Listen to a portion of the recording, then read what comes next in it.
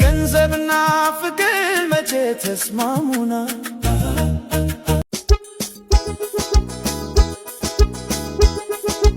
እናንተ እንዴት ያለ ድንዛዜ ውስጥ ነው ያለው? የምር ምን ያህል ነው የደነዘዝ ነው? የልጅነት ሳቄ ጎልምሼ ትዝ አለኝ አንተን ተዋውቄ እስክወስን እንጂ ቆርጬ እስክጥለው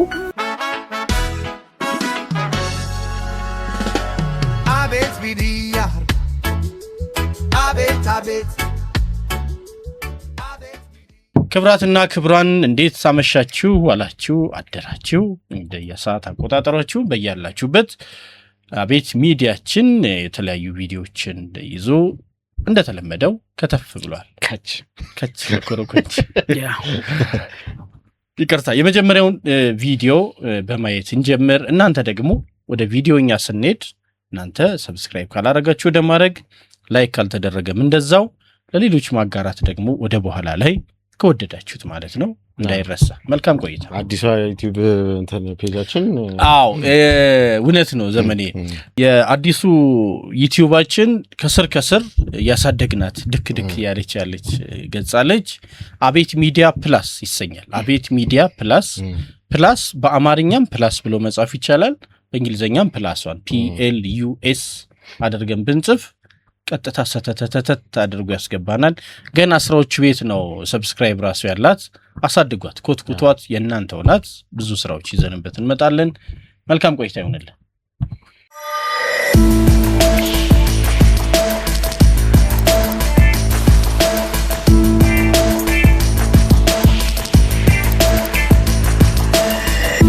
የልጅነት ሳቄ ጎልምሼ ትዝ አለኝ አንተን ተዋውቄ ጥርስ የሌለው ድዴ እግር ይዞ ዳዴ ባንተ መጣ ጓዴ ጎድጓዳዬ ስትገባ ጓዳዬ ልጅ እንደሆንኩ ሳኩኝ ወይ ዳህዳዬ ማረፊያ ምራፌ ጅማሬ ውጥኔ ጠነን ብዬ ሳለ ጠፈፍ ባልኩኝ ጊዜ ፈገግ ብዬ ነቃው ከእንቅልፌ ትካዜ በሉ ሰድዳህን እንጃ ማባሪያውን እንጃ መድረሻህን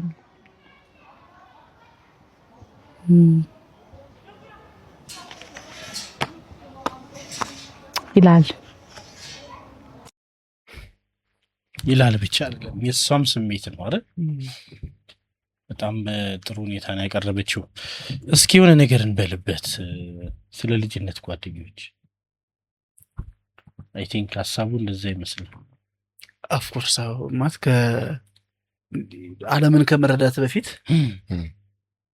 በንጹህ ልብ የምትወደውን ሰው ከመናፈቅ ጋር የተገናኘ ይመስለኛልና መቼም ሁላችንም ጋር የሆነ አይነት ነገርየው እንኳን ከኛ ጋር ባይገናኝ ስሜቱን እንረዳዋለን ብዬ አስባለሁ። በልጅነት የምትወደው ምናፈቅ የሚል ጓደኛ እንኳን ይኖርሃል። የሴት ብቻ ላይሆን ይችላል፣ የወንድም ጓደኛ ይኖርሃል።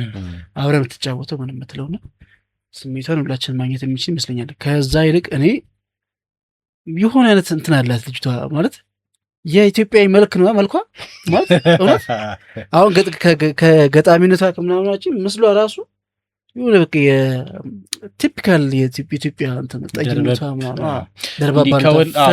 ከወለደች በኋላ ደግሞ በቃ ደርበብ ብላለች። በጣም ሰውነቷም ጨመር ሲል ከመስማት ይልቅ ማየት ይመቸኛል። ልጅቷን ማለት የምትለውንም እሰማለሁ በደንብ፣ ግን ሳያት ራሱ የሆነ አርቲስቲክ ነገር አላት እንትኗ ላይ ኤክስፕሬሽናቸው ላይ ማለት ነው። ዛሬ ባለንበት ሁኔታ ላይ አይደለም ቀድሞ የሚያውቃችሁ ጓደኛ የሚያውቃችሁ ምንም በማናቅበት ንጹህ በነበርንበት ያንን ቡትቶ ለብሰን ያንን የተቀደደ ጫማ አድርገን አሁን ስለመቀደድ ስለ ቡትቶ ስለምን አይደለም ማን ምን ይለኛል የሚለው በማናስብበት ንጹህ በነበርንበት ወቅት የሚያቀን ሰው የምታቀን ሰው ናት እና በኋላ ላይ የምንከበበው በማስመሰል ህይወት ወይ ደግሞ አውኳሃንና አዋዋላችንን በመምሰል ነው የምንኖረው። እነዚህ ሰዎች ግን መለስ አድርገው ፍንድስ ብለን ስንስቅ የምንውልበት ፍንድስ ብለን አዝነን ቁዝም የምንልበትን ጊዜ ወደኋላ መልሰው ይሰጡናልና አሉ አሁን በልጅነት ወይ የሆነች አብረን የተንቀሳቀስናቸው የሆኑ ስራዎች ለመስራት የሞከርናቸው ምናምን ጓደኞች አሉ 3-4 እንደዚህ ስብስቦችና በሆነ አጋጣሚ ተገናኝተን ሰዓቱ አይበቃም በቃ በፊት እኮ እንዲያደርገህ ምናምን አሁን የሆነ ነገር ዝም ብሎ ፒክቸር ልስጣችሁ 10 ሳንቲም አሹ ይባላል ራስ መኮንን ድልድይ መታጠፊያው ጋር ለውዝ ይገዛ ነበር ሞቾሎኒ 10 ሳንቲም እና ተያይዘን ጓደኛ ማቾች 3 ከሆነ ለምሳሌ 30 ሳንቲም ካለ በቃ ደርሶ መልስ ማለት ደርሶ መልስና እንግዲህ እጃችን ማነስም ይሁን ሰውየው ወዳጃችን የሚሰጠን የለውዝ ብዛት በቃ እንዲህ ነው የምትይዘው እንደዚህ ትይዛለህ ወይ ኪስ ውስጥ ከተዋለህ ወይ እንዲህ ጃኬት ምናምን ሁዲ ምናምን ከሆነ እንደዚህ ትከታለህ ቀስ ብለን እየቆረጠምን የደርሰን መጣለን ፒያሳ አንበሳ ጫማ ከርቭ ላይ ያልተፈለፈለ እየፈለፈለ ምናምን ማለቱ ራሱ ደቻለ ትላለኩ ለስ መብላክ ከመጀመር በፊት ሴሬሞኒ ያለው ደስ ይላል እና በቃ እሱን ይዘን በቃ 20 ሳንቲም እና ከተዋጣማ በቃ ሰርግና ምላሽ ደግሞ የሚሆንልህ አንዱ ከመካከላችን 5 ብር ወይ 10 ብር ከያዘ ባቀላባ ደግሞ አለ እኮን ስትገባ አድቫንስድ ያዴቶ እንደውም ለውዝ አትበላም ያን ይዘጋል ምናምን ቀጥታወኩ ወደዛ እና ተገናኝተን ምናምን እናወራለን በሆኑ አጋጣሚዎችና የእውነት አሁን የተሻለ ነገር ላይ ነው ሁሉም የተሻለ ነገር ላይ ነው ያለው እግዚአብሔር ይመስገን ምናምን ግን ደስታ ከዛኛው በታች ነው ያን ጊዜ የማይመስል ቀድሞ ከነበረው በታች ነውና ያ ሰው ደግሞ ያውቃል ከትናንት መነሻህን ያውቃል ምን እንደነበርክ ያውቃል ምናምን እሱ ጋር እውነተኛ ነው የምትሆነው አይደል እንደዛ ነገር አለውና ስላስታወሽውን ስለቀሰቀሽው እና መሰግነው እንዴ ወደ ጎን ፈገግ የምትለው ምን ራሱ ብዙ ነገር ነው የሚናገረው በጣም መናገር ትችላለች በፊቷ ራሱ ታነብ ደስ ይለኛል በጣም እስክወስን እንጂ ቆርጬ እስክጥለው የብቻ መውደዴን ካንተም አስቀጥለው የሆነልኝ ለታ ልቤ ከጨከነ መመለስ እርሙ ነው አንዴ ከወሰነ ግድ የለም አታስብ አለመፈለጌን አውቃለሁ ጠንቅቄ ብቻ ልነሳ እንጂ ዞሬን ላፍታ ሳላይ ሄዳለሁ ወርቄ ቃሌ ነው አልዘገይም ላፍታ የመንገዱን ስፋት ያወራህ ለታ የቦታውን ርቀት ያሳየህኝ ለታ ጠርጥሬ ነበራ ዋጌ እንዳለቀ ባንተ ልብ ቦታ ተቸገርኩኝ እንጂ አቅም ያነሰኝ ቁጭ ብሎ ማልቀሱ እኔን መቼ ካሰኝ ትንሽ ጊዜ ብቻ አደራ ታገሰኝ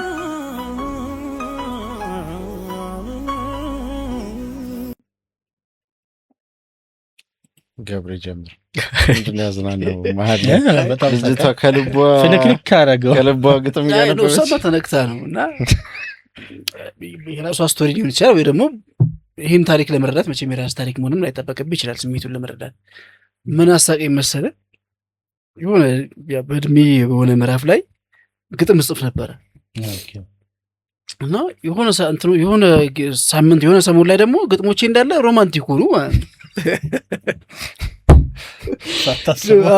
እንዴት ተጀመረ መሰለህ ግጥም መጻፍ ያው ይሄ ሚኒ ሚዲያ ምናምኖች ናሉ አይደል እዛ ተስተል ያኔ ደግሞ ኤችአይቪ ምናምን በቃ ትናለና በቃ እሱ ላይ ስቶሪ እየፈጠርክ ምናምን ትጽፋለህ ልጆች ነበርን እኮ አሁን ኤችአይቪ ስለሚተላለፍበት መንገድ ዋናነት ስለሚተላለፍበት መንገድ ራሱ ምንም ብዙም እንትን አልነበረንም ግን ያው ለ5 ደቂቃ ደስታ ሲባል ምናምን የሚሉ ሀሳቦች አሉ አይደል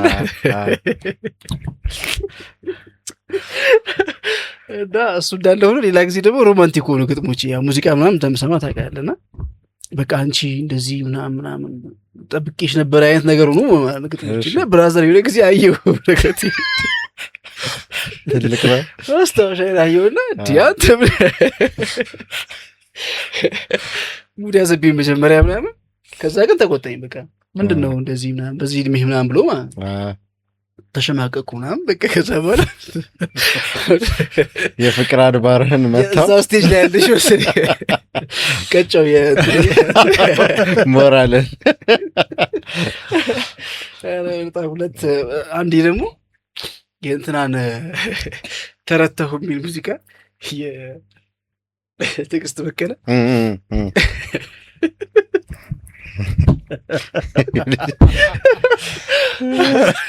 ሙዚቃውን በጣም ወድጄው ሙዚቃ ግጥም ጽፌ አላውቅም፣ ሰምቼ ነው የሚይዘው። ያን ቀን ምን እሱ ሙዚቃ ላይ ምን ቴፕ ነው ያንዴ ታውቃለህ፣ ፖዝ እያደረግህ ላይ እየጠነጠንክ ምናምን አልማዙ ትጨርሷል ኩባ ቴፕ ነው በቃ ብርቅ ነው ቤት ውስጥ እንደዚህ ዝም ብለህ እንትን የምትለው አይደለም። ከዛ አልኩ ወደፊት ወደ ኋላ እየመለስኩኝ ተረታው ምናምን ጽፍላለሁ ማለት በጎልኝ አይደለም የባሰብኝን ምናምን ብራዘር አይመጣም። ታላቅ ደግሞ ቅድሙ ብራዘርም አይደለም የመጀመሪያ ልጅ ነው።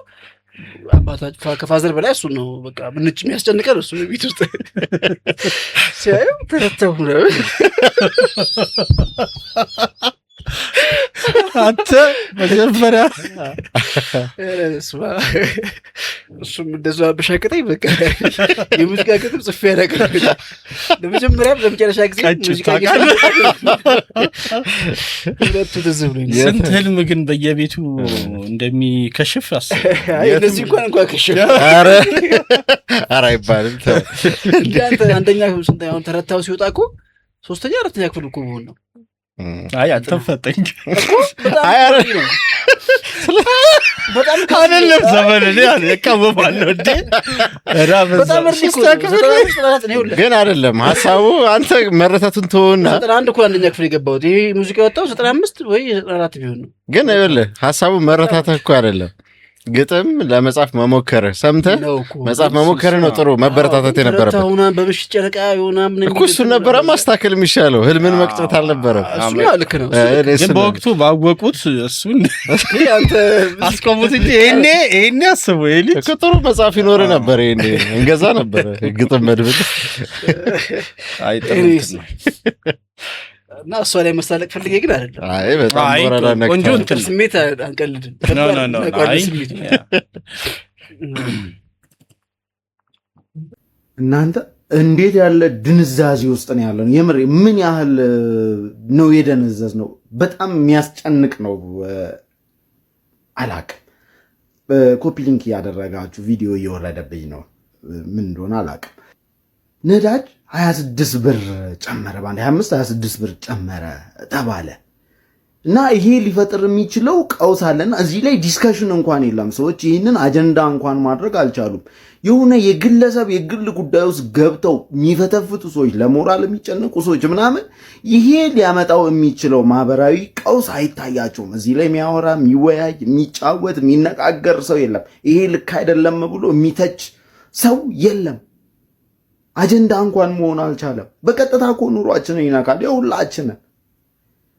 እንዴት ነው የደነዘዝ ነው? ይሁን አይነት ማርገጥ ማህበረሰብን አንድ ላይ በጅምላ መፈረጅ እንዲህ ደንዝዟል ምናምን ማለት ከባድ ነው አውቃለሁ። ግን አሁን እንደ ሀገር እንደ ህዝብ እየደነዘዝን ያለን ይመስለኛል። እንዲህ ኖ አይሆንም ይሄ ለምን ምናምን ማለት ፖለቲካ እኮ አይደለም።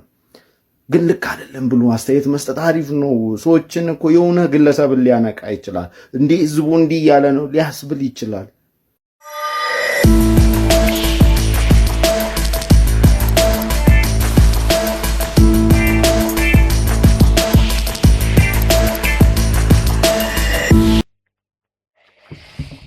እውነት ነው። አሁን ጊዜ ይህን ሀሳብ እያነሳ ካልኩሌት ሳረግ ነበር። አንድ አነስተኛ አውቶሞቢል ወደ 42.5 ሊትር ፉል ለማድረግ ይፈጃል። አሁን በዚህ ሰሞን ብቻ የተደረገው ጭማሪ 1105 ብር ጭማሪ በአንዴ 1500 ነው ያልከው? 1105 ብር ጭማሪ ማለት አንዴ ማዲያ ቤት ቁጥር 1200 አሁን ፉል የሚያደርግ ሰው በቀላሉ ይህንን የዚህን ብር ጭማሪ አገልግሎት ሰጪዎች ጋር ደግሞ ወሰደው። አሁን ጉሊቶች እንዳለ የሚራገፍላቸው መጥቶ በነዳጅ ምናምን የሚል ነው። ነዳጅ የማይመለከተው ነገር የለም። 167 ብር ነው ምናምን ገደማ ነው አሁን የገባው። ናፍጣ ደግሞ 180 ምናምን ብር አካባቢ የገባው። እነዚህ በሙሉ የነዳጅ ተጠቅመው በሚያንቀሳቀሱት ነው ወደ የቤታችን የሚመጣው። ሱቅ ላይ የእውነት አንዳንዴ እንግዲህ የሆነ ነገር ዝም ብለህ ተወስድና ልከፍል ትሄዳለህ።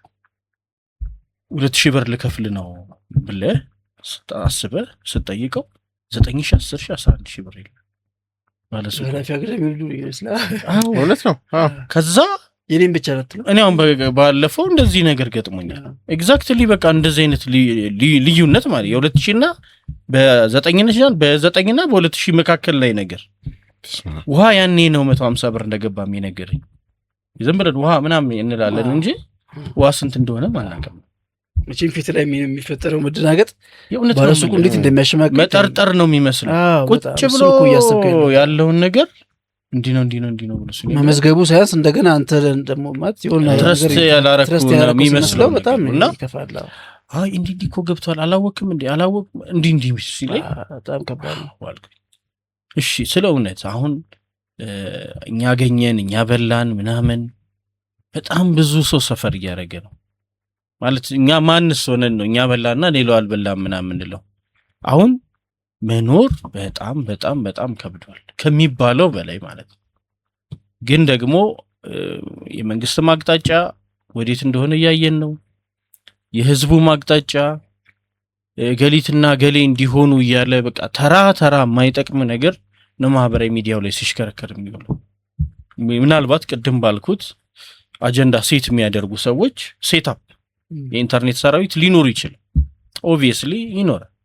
እንኳን በተቋምና በመንግስት መካከል ደረጃ ቀርቶ ግለሰቦችም ቅድም እንዳልኩት የኢንተርኔት ሰራዊት እያበጁ ስለሆነ ተከታይ እያበጁ ስለሆነ እና ወዴት እየሄድን ነው? የትስ ድረስ ነው ይሄ ነገር የሚቀጥለው? ዝም ነው ሁሉ ነገር ጭጭ። እኔ ግን አንዳንዴ እንደ መርዝ የተለመደ ይመስለኛል። መርዝ ትንሽ በትንሽ ይለመዳል እኮ ይባላል ነው አባባል ነው እሱ ነገር። የእንትን የፍሮጓ ታሪክ ነው አይደለ? ዝም ብሎ አባባል አለ። ሙቅ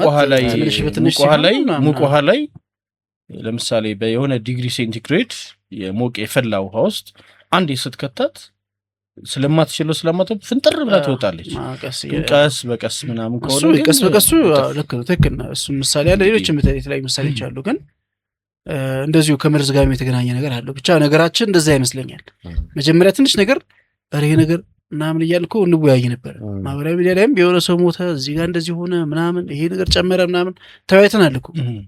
ግን ስናየው ይሄንን ነገር ሰምቶ ኧረ ህዝቡ ተጨንቋል ወይ ደግሞ እንደዚህ መፍትሄ መፈለግ አለብን ብሎ ይላል ብለህ የምትጠብቀው አካል መስሚያ የለውም። እንደውም የተቃራኒውን የነገርከው ይመስል በሳምንቱ ይግረምህ እያለ የሚያደርግ ነው እልህ የተያያዘ።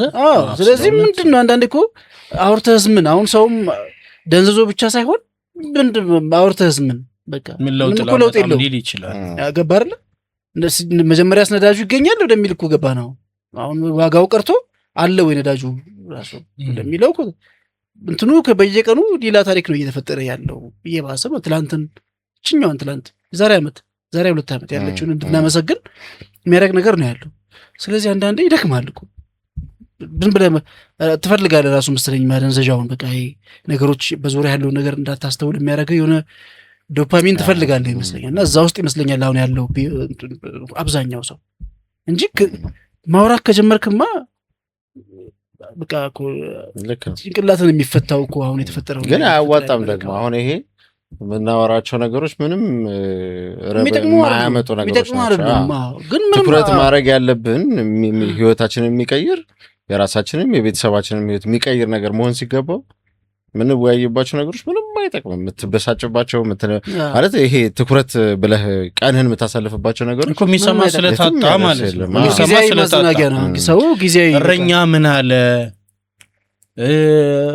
የአዝማሪ ምን አለ እንደዚህ ብለው የሚጠይቁ ነበሩ የቀድሞ አባቶቻችን። ምክንያቱም ክሬዲት ስላለው እያንዳንዱ ነገር ሲወራ እውነተኛውን ነገር ለማግኘት እኮ ነው። አዎ አሁን የደነዘዝንበት ነገር እኔ በጣም እየገረመኝ ነው ያለው።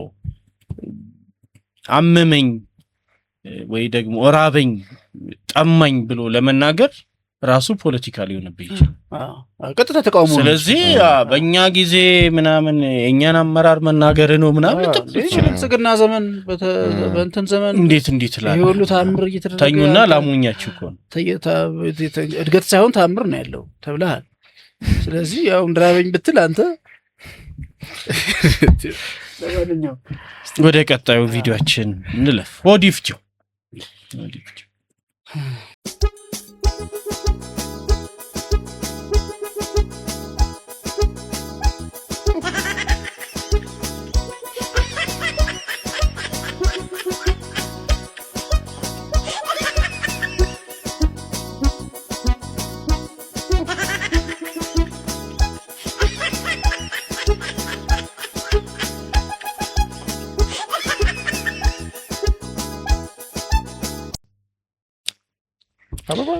ይሄ እንኳን አሁን ከሰሞኑ ከዚህ በፊት በጥሎሽ ምክንያት V8 ደጅ ላይ ሲቆም አይተናል። ብዙ መኪኖችና ወርቅ ደግሞ የተጥለቀለቀ በወርቅ ምናምን አይተናል ምናምን።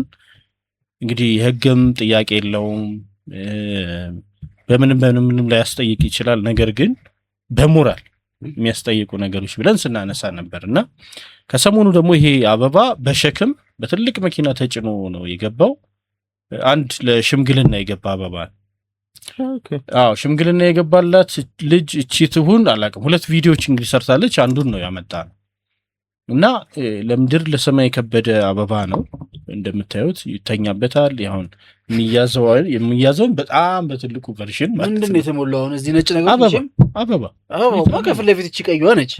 እሱ በመቼው ሆነ መንገድ እንትን ብለውታል። መቼ ማለት ሊሆነ ነገር አይ ነው ብቻ ኤኒዌይስ ትልቁ ሰዎቹ ገረጋቸዋለሁ እኮ አንዳንዴ እውነት ብር ያለውን ሰው አሞኝተህ እንዲከፍል ታደርገዋለህ። እኔ አሁን በእርግጠኝነት ይሄ ነጭ ወረቀት ቢገለጥ በሳቃችንም ይችላል ይሁን። አሁን ስለ ውስጡ አይደለም ጉዳዩ። አይ ነገሩን ስለ ውስጡ አይደለም ጉዳዩ። ምን መሰለህ አሁን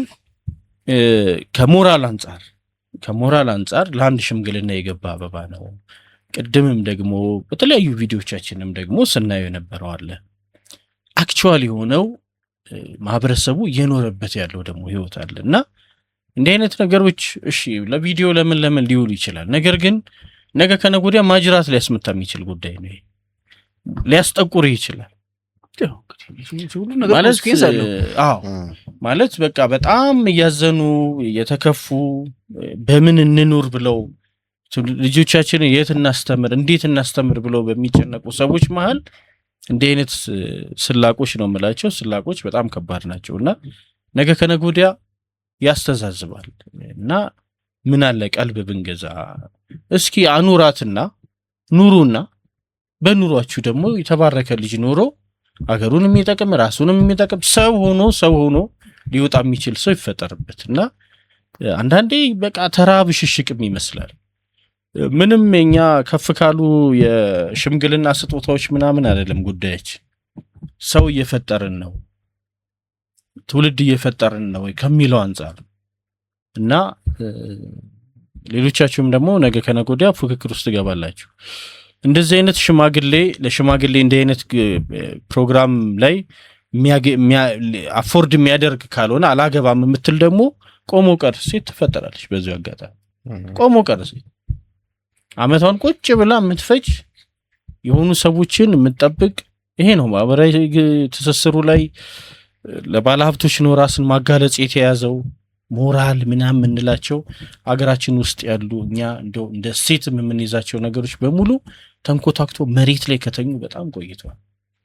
አሁንም የሚገላበጥ ሽንጥ ዳሌ ነው እያየን ያለ ነው ሁላችንም እና ከአበባው ጀርባ ልጅቷ ምን ያህል መንፈሳዊ ናት፣ ልጅቷ ምን ያህል ቫልዩ አላት በኋላ ትዳር መስረታችሁ እንዴት ነው ትውልድ የምትፈጥሩት ነው እንጂ ይሄ ቅልልቦሽ ጨዋታችሁ በጣም ሊታሰብበት ይገባልና አንቀልድ። ይሄ አበባ የገባበት ግቢ ጋር ከመግባታችን በፊት በጣም ደሳሳ ጎጆዎች አልፎ ነው ይሄ አበባ የመጣ። ይህም ብቻ ኮምፔር ለማድረግ ነው። ሰዎች ሀብታም አይሆኑ አይደለም ማለት ይሁኑ፣ ግን ደግሞ አንዳንድ ጊዜ ላለህበትም አካባቢ ትንሽም ቢሆን የሆነ ነገር እኔ እንደውም እኔ አሁን ሰው ይሄ እርዱኝ ምናምን የሚባለው ነገር እኔ ሰው እንዲረዱም ራሱ አይደለም ፈልገው ፕሮዳክቲቭ የሆነ ነገር ፋብሪካ ምናምን እንዲሰሩ ነው ፈልገው። አሁን የኛ ሀገር ሀብታሞችን የሌሎችን ሀገሮች ሀብታሞች የሚለየው ነገር ምንድነው? አንድ በቃ በፊት ለፊት የሚታይ ነገር ሰዎች ሌሎች ሰዎች እንኳን በጉልበታቸው የሚሰሩበት ነገር አይደለም የሚሰሩት። ሀብታሞቹን ካያቸው ማለት ሁሉንም ለመውቀስ አይደለም፣ ግን ከህንፃን ይመርጣል። ለምሳሌ ህንፃን ለመስራት ያተኩራል ከፋብሪካ ወይ ደግሞ የሆነን ነገር ቀይሮ ወይ ደግሞ የሆነ ሴት ጨምሮ የሆነ ነገር ለማምረት ከሚጥር ሰው ይልቅ ህንፃ ለመስራት ነው በአብዛኛው ይፈልጉ። ለነገሩ ባንኮቹም እንደዛ ነው የሚሰሩት። ለህንፃ ነው ትኩረታቸው፣ ህንፃ ለመስራት ነው። ግን ሰራተኛ ለምሳሌ ሌሎችን የሚሰሩ ሰዎችንም ለማገዝ ሀሳቦችን ለማበረታታት ምናምን አይደለም። ፕሮፊት ነው የሚፈለገው። ህንፃ ይሰራል፣ በጣም ሴፍ የሆነ ገንዘብ የማያሳጣ ነገር ለመስራት ነው ትኩረቱ። በዛ መንገድ ደግሞ የሚያድገው የሆኑ ሰዎች ብቻ ናቸው ሊያድጉ የሚችሉት። በተለይ በብዛት ብዙ ጊዜ እንደውም ቻይናዎች ምናምን ራሱ በብዛት ብዙ እኛን ሀገር መጥተው የሚወቅሱ ነገር እሱ ነው። ህንፃ ታቆማለህ ከዛ በኋላስ ነው የሚለው። ማለት የሆነ ነገር የተመረተ ነገር እዚሁ ለሀገር ህዝብ የሚቀርብ ነገር እንኳን ብትሰራ በጣም ትልቅ ትርፍ አለ። ሰው ይሰራል፣ ሪሶርስ የሚሸጥ ሰው ያተርፋል፣ ተመርቶ የሚቀበለውም ሰው ያተርፋል። ቢያንስ እንኳን 3 የተለያዩ ሰዎች ይጠቀሙበታል። ግን አሁን በዚህ ባለው አካሄድ ግን ጥሩ ነው ማለት በቃ እሺ ይሁን ይችላሉ። ማሳየቱ መጥፎ ላይሆን ይችላል። እኔ ይሄ ብዙ ያለው ሰው እንደዚህ ድራማ ይሰራል ብዬ አላስብም። ማለት ይሄ እውነት ነው። ብርቅ የሆነበት ሰው ነው እኮ በቃ ትልቅ አበባ መጣልኝ የህፃን ልጅ ነው ይመስለው አሻንጉሊት ትልቅ እገዛላለሁ ይባላል። አሁን ድንገት እጅ ላይ የሆነ ገንዘብ ይወድቃል። ብር አንዳንዴ እንትን አያውቅም፣ መውደቂያውን አያውቅም። እጅ ላይ ይወድቃል የሆነ ብር በቃ ግራ ይገባሃል። እሱን ነው የምልህ። ግን አይ ፕሮዳክቲቭ ቢሆን ግርግር ውስጥ ይገባሉ ብዬ አላስብም። ማለት ሊደግሱ ይችላሉ። መደገሳቸውን ግን አታውቅም። ይሄኔ ውጭም ሀገር ሌላም ሀገር ሊሆኑ ይችላሉ። እኔ ብዙም እኔ ማለት ሚዲያ ላይ መጥቶ አክት የሚያደርግ ሀብታም በቃ እኔ ሀብታም እንዳልሆነ መራግጥበት አንዱ እንትን እሱ በሰው ቫሊዴሽን መጠበቅ እውነት ነው እኮ ምንቴን እያለ ነው ገብሬ። አንድ ምንቴ የሚባል አለ ወርቅ በወርቅ ለብሶ ምናምን የሚዞር ምናምንና የሆነ ሆኖ በባለሀብትና በባለጸጋ መካከል ያለውን ትልቅ ልዩነት ደግሞ አሳይታችሁናል። ለዚህ እናመሰግናችኋለን። እናንተ ሀብታሞች ናችሁ፣ ግን ባለጸጎች አይደላችሁ። ይሄንን ነው የሚያሳየው። ወደ ቀጣዩ እንለፍ።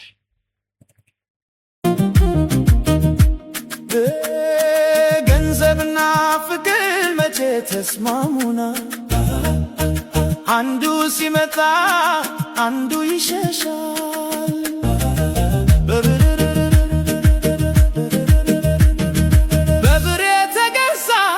የውሸት ፍቅር ኪስ ሲቀልል አብሮ ይበላል። እውነተኛ ደስታ ከልብ ይፈልቃል። ፍቅር ካለማ ሁሉ ይሞላል። የዘመኑ ክደት ቢበዛም በዙሪያ ንጹህ ልብ ያለው መጨረሻው ያምራል። አይ ዘመን ምን አይነት ጉድ አሳየኸን፣ ሰው ለሰው መሆኑ ቀርቶ በገንዘብ ፍቅርን ሸቀጥ አድርጎ ለጥቅም ማሰብ መቼም አይዘልቅም የውሸት ስብስብ። ካለሽበት ሂጂ ከገንዘብሽ ጋር እኔ ግን ቆማለሁ በራሴ ተራ። በገንዘብ የማይገዛ ደስታ ፍለጋ ሕይወቴን እመራለሁ ካለ ምንም ስጋት። አንድ ነገር ላክልህ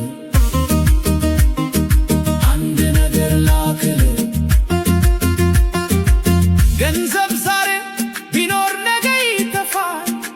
እውነተኛ ማንነትና ሰላም ግን ዘላቂ ናቸው።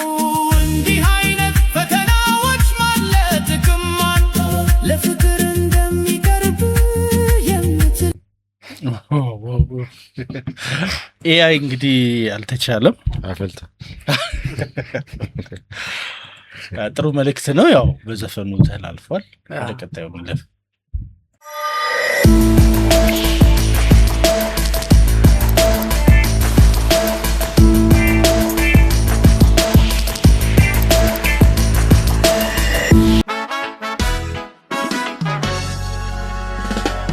አቤት ቢዲያ አቤት አቤት